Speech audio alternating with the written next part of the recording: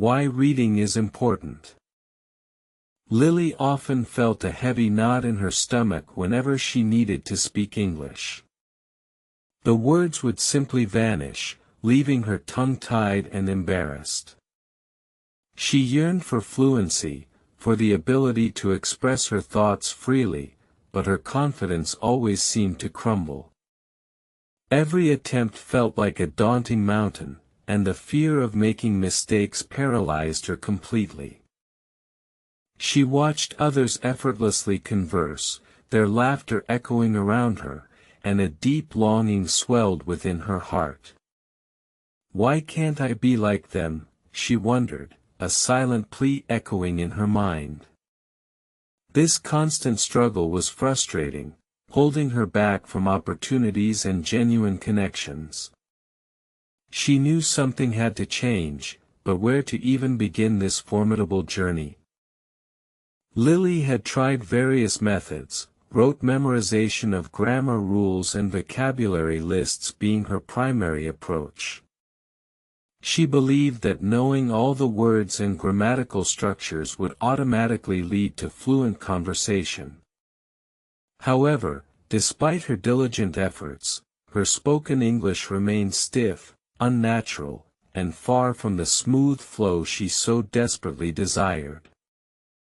One day, a wise mentor suggested something profound. Why reading is important, he emphasized. He didn't just mean textbooks, he spoke of stories, articles, and anything that genuinely captivated her interest. He explained that reading builds a natural intuition for language, expanding vocabulary, and understanding sentence structures implicitly. Hesitantly, Lily started reading short English stories, then blog posts about her hobbies. She noticed a subtle shift. Words she recognized from reading began appearing more readily in her thoughts, even if not yet in her speech. The exposure to authentic language patterns was slowly but surely rewiring her brain, making connections she hadn't anticipated. Yet, reading alone wasn't enough to unlock her speaking potential. She could understand more, but the bridge from comprehension to confident verbal expression remained elusive. The knowledge was there, stored in her mind, but retrieving it under pressure felt like an impossible task. She needed more than passive intake, she needed active engagement. Her mentor then shared another crucial insight: the best way to learn English isn't just passive consumption, it's active production. He stressed the importance of speaking from day one, even if it felt awkward and imperfect. He said fluency wasn't about perfection, but about consistent, courageous effort and overcoming inhibitions. He introduced the concept of how to think and speak in English. Start by thinking in English, he advised. Narrate your day in your head, describe objects around you, plan your tasks, all in English. This internal monologue, he explained, was a vital first step, preparing her brain for external communication. Lily began practicing this diligently. While commuting, she would mentally describe the passing scenery. When cooking, she'd name the ingredients and steps in English. This constant internal dialogue felt strange at first, but it gradually became more natural, reducing the mental translation step that had always slowed her down significantly. Then came the practical, talking tips. Let me tell you talking tips, her mentor said, smiling. First, talk to yourself. Out loud. He explained that vocalizing thoughts, even when alone, built muscle memory in her mouth and tongue, training them to form English sounds and words without hesitation or awkward pauses. He suggested shadowing native speakers, repeating their words and intonation. Lily found videos and podcasts, mimicking sentences and phrases. This wasn't about understanding every word, but about feeling the rhythm and flow of natural English. It felt silly at first, but she noticed her pronunciation slowly improving, becoming more fluid. Another tip was recording herself speaking. Listen back, he encouraged. You'll hear your mistakes, but more importantly, you'll hear your progress. It was uncomfortable initially, but it provided invaluable feedback, highlighting areas for improvement, like intonation or specific word pronunciations that needed more attention. Her journey transformed into a holistic, how to learn English, strategy. It wasn't just about grammar or vocabulary anymore, it was about immersing herself in the language, actively engaging with it in every possible way. This comprehensive approach felt less like studying and more like living within the English language itself. Start step by step talking, her mentor advised, emphasizing small, manageable steps. She began with simple sentences, describing her breakfast to herself, then her plans for the day. No pressure, no judgment, just gentle, consistent practice. This gradual approach made the daunting task feel less overwhelming and more achievable. She consciously abandoned the need for perfection. Every spoken sentence didn't have to be grammatically flawless or perfectly articulated. The goal was communication, however basic. This shift in mindset released a lot of the pressure she had previously placed on herself, allowing her to experiment and take more risks. Lily started initiating very short, simple conversations with understanding friends or tutors. Asking about their day, describing her weekend. These brief exchanges, though sometimes awkward, were crucial stepping stones.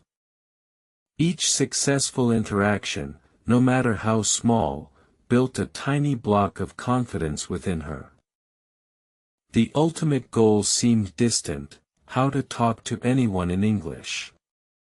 Her mentor explained this wasn't about magic, but scaling up her existing practices. Once comfortable with self-talk and trusted individuals, the next step was expanding her comfort zone gradually, one conversation at a time, without fear. During these attempts, mistakes were unavoidable. She'd mix up tenses, forget words, or mispronounce sounds. Initially, this brought back her old anxiety. "Why I always make mistakes," she'd lament silently. But her mentor's words echoed, "Mistakes are proof that you are trying." He taught her to view mistakes not as failures, but as valuable feedback. Each error highlighted an area for improvement, a specific word or grammar point to review. This shift in perspective was revolutionary. Instead of dreading them, she began to see mistakes as essential components of her learning process. Then came a peculiar, yet powerful, suggestion: talk in English just one page per day. He clarified this wasn't literally writing a page, but committing to speaking the equivalent of a page of thoughts or dialogue every single day. This tangible, achievable goal resonated deeply with Lily. It meant dedicating a specific amount of time, perhaps 10 to 15 minutes, to speaking English, regardless of audience. It could be describing her room, retelling a story, or simply voicing her opinions on a topic. The key was consistency and volume, filling that page daily with her own voice. Day by day, page by page, Lily's confidence slowly but steadily blossomed. The small daily commitment accumulated into significant progress over weeks and months. She wasn't just learning English, she was building a habit, strengthening her speaking muscles, and dissolving her anxieties one spoken word at a time. One of the biggest hurdles she overcame was the fear of judgment. She realized most people were empathetic, and many admired her effort. Focusing on conveying meaning, rather than achieving perfect syntax, allowed her to relax and enjoy the interaction, even with lingering imperfections. Her mentor also emphasized that how to talk with anyone also involved active listening. Understanding what others say is crucial for coherent responses. She practiced not just formulating her own sentences but truly absorbing the speaker's message, which made her replies more relevant and natural. Engaging in conversation wasn't just about sharing her thoughts, it was about showing genuine interest in others. Asking open-ended questions, expressing curiosity, and following up on previous statements became her new conversational tools. This made her feel less like performing and more like connecting authentically. She sought out speaking partners online and in local language exchange groups. These interactions provided a safe space to practice without the pressure of formal settings. Shared goals created a supportive environment, where everyone was learning and growing together, cheering each other on. Lily gradually broadened her conversational contexts. From casual chats about daily life to discussing more complex topics like current events or personal opinions. Each new context presented new vocabulary and phrasing challenges, pushing her further out of her comfort zone, but also expanding her capabilities. The joy of connecting with people from different backgrounds, sharing ideas, and understanding perspectives through English became her greatest motivation. The initial fear gave way to a profound sense of accomplishment and genuine enjoyment. Language was no longer a barrier, it was a bridge.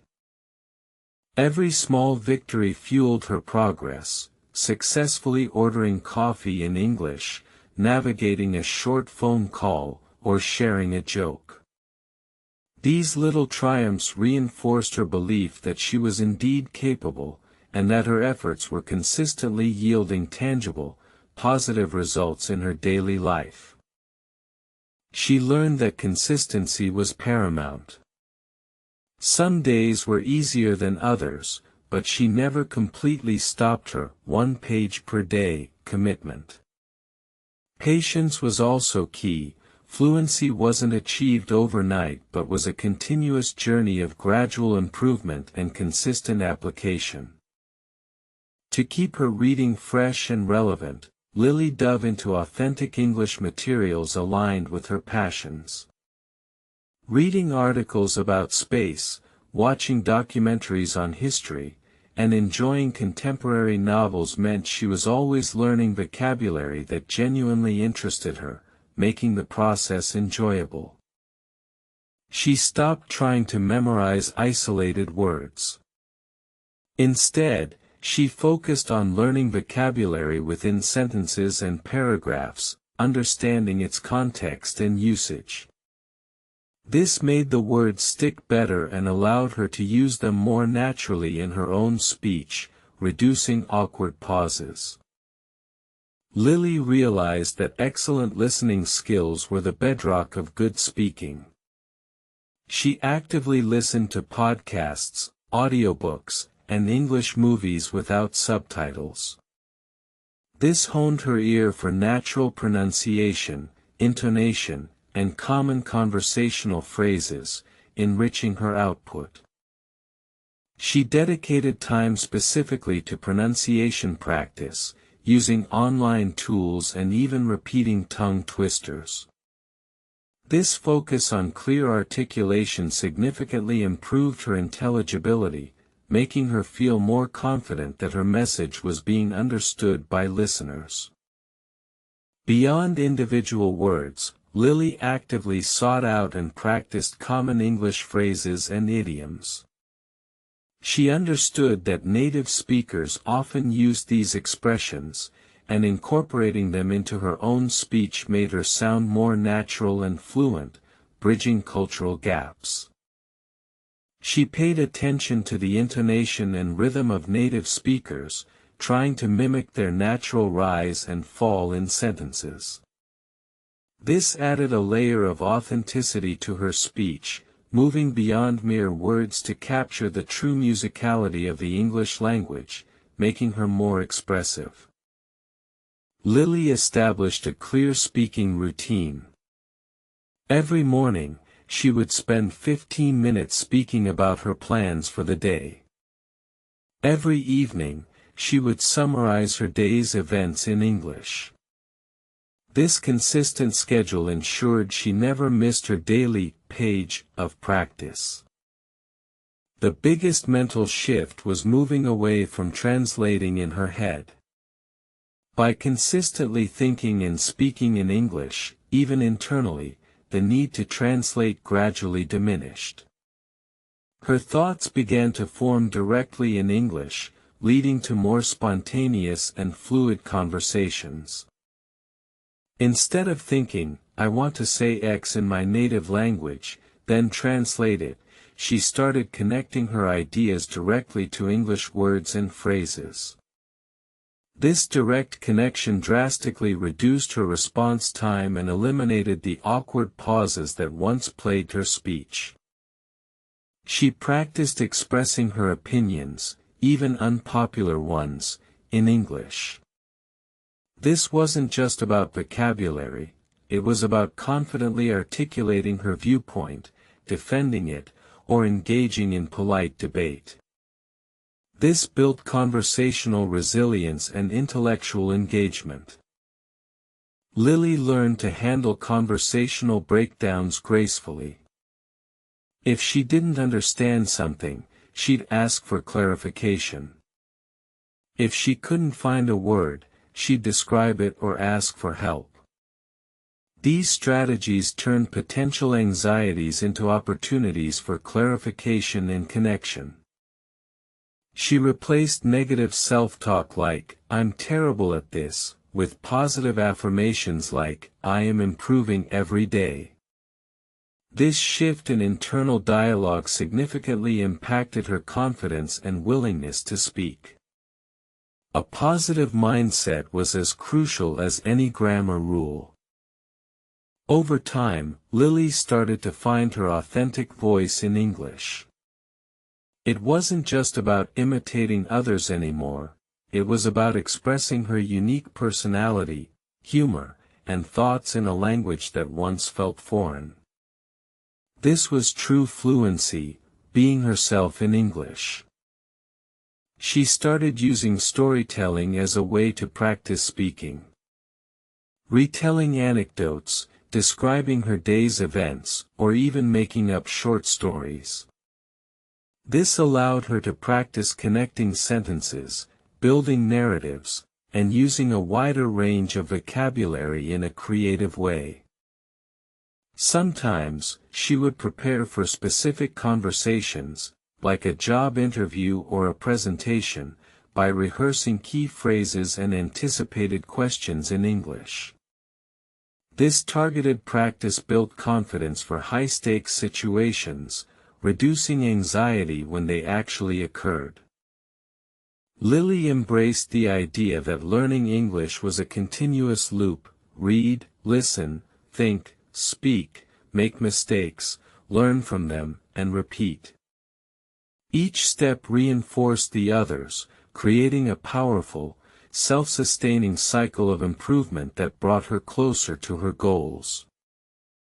The initial fear and hesitation that once gripped her transformed into excitement and eagerness. She no longer dreaded English conversations, she actively sought them out, curious about who she would meet and what she would learn. It was a remarkable personal transformation. She found herself confidently engaging in social gatherings, participating in discussions, and even initiating conversations with strangers. The dream of how to talk to anyone in English was no longer a distant aspiration but a living, breathing reality. Her improved English opened up new personal friendships and professional opportunities she never thought possible. She could travel more freely, engage with international communities, and even consider career paths that required strong English communication skills. Inspired by her own transformation, Lily began sharing her journey and tips with others who struggled. She recounted her story, emphasizing the importance of daily practice, embracing mistakes, and finding joy in the learning process, becoming a source of hope. Her story became a testament to the power of persistence and a growth mindset. It wasn't about innate talent, but about consistent, strategic effort over time. Anyone, she believed, could achieve similar results with dedication and the right approach. She reiterated the core principles: the deep importance of reading for language intuition, the necessity of thinking in English, and the courage to start speaking, step by step. These foundational elements were indispensable pillars supporting her entire journey. Embracing imperfection was key. She still made mistakes, of course, but they no longer defined her or deterred her. Instead, they were brief moments of recalibration, swift adjustments that made her even stronger for the next conversational challenge she encountered. The simple, 1 page per day, commitment had a ripple effect, transforming her entire approach to language learning. It broke down the monumental task into manageable pieces, making daily progress tangible and sustainable, building momentum with every passing day. To anyone feeling stuck, Lily now offers a message of hope and empowerment. Your voice matters.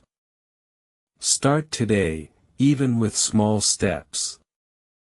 Read, think, speak, and embrace every mistake as a stepping stone. Your English fluency journey is waiting to begin.